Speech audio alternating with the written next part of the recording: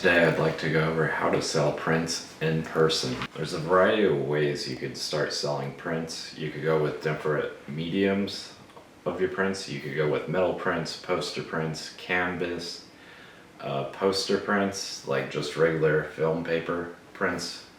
That's the cheapest route to go. I suggest starting off that way, and I suggest starting off small. You certainly don't want to spend a lot to print a large image and then something not come out quite right with the image. So typically you have to increase the exposure a little bit. Plus you might notice slight imperfections with editing, or you might want to make some other changes. So decide on which type of print you want to do, but I suggest paper print and start off small. You could sell just the prints themselves, or you could sell with the prints within frames. Frames increase the price a little bit, so you have to consider that.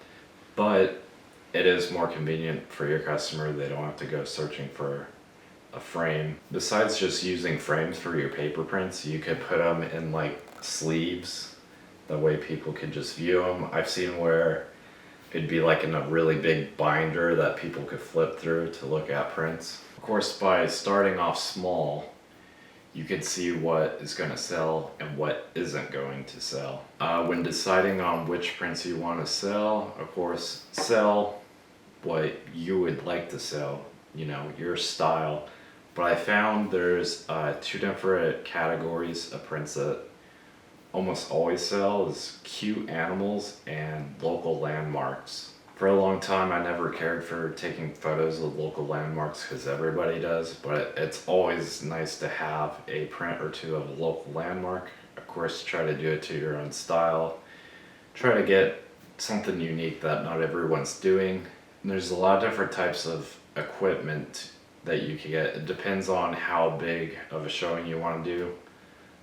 Starting off, I would suggest just a foldable table to display your prints on. And then as you grow, you might want to consider large racks to hang your prints on for a large display. Also, you could get a pop-up tent.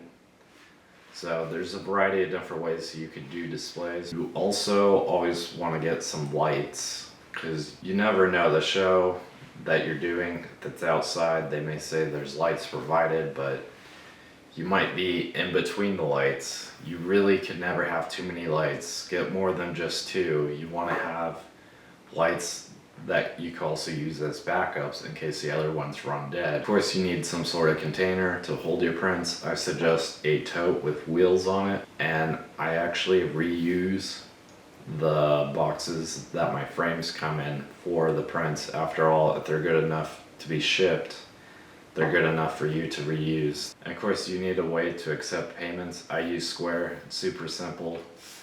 You buy a Square and then you're able to link it to your phone, get the app, set up an account, and then you can input your inventory of your prints as well. So that way you can accept card payments. Of course, people still do cash.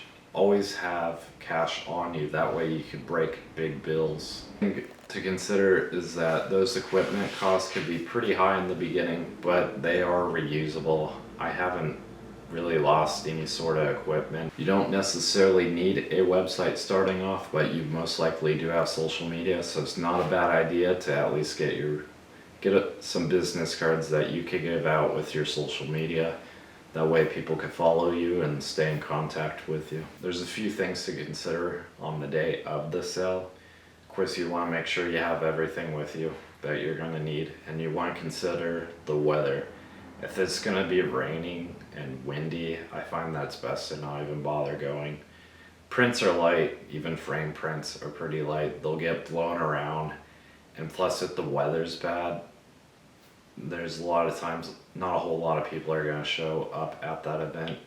So you're trying to make sales at an event with not many people, and you're risking having damage done to your prints. Of course, people always mean accidents, so you got to be careful. People might try to pick up some of your stuff and end up dropping it, which I've had happen with a large metal print. Someone had let go of it and it dented the edges of it, so that's one thing you do have to look out for. Big thing is to know your profit margin, how much you could lose on a sale, because some people will try to haggle you a bit, which is fine, because they may want to buy 2 prints of yours, but say they want $5 off. Of course, you can barter with them a little bit. So for finding local events, what I find super helpful is social media. Here, I belong to an art guild. They're doing shows.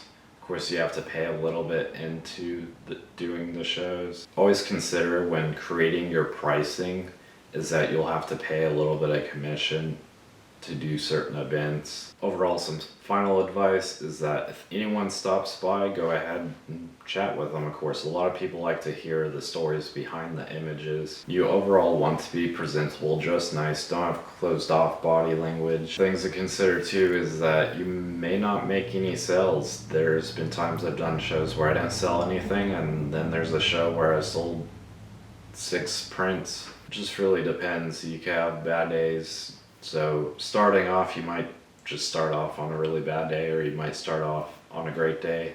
The important thing is to just keep at it.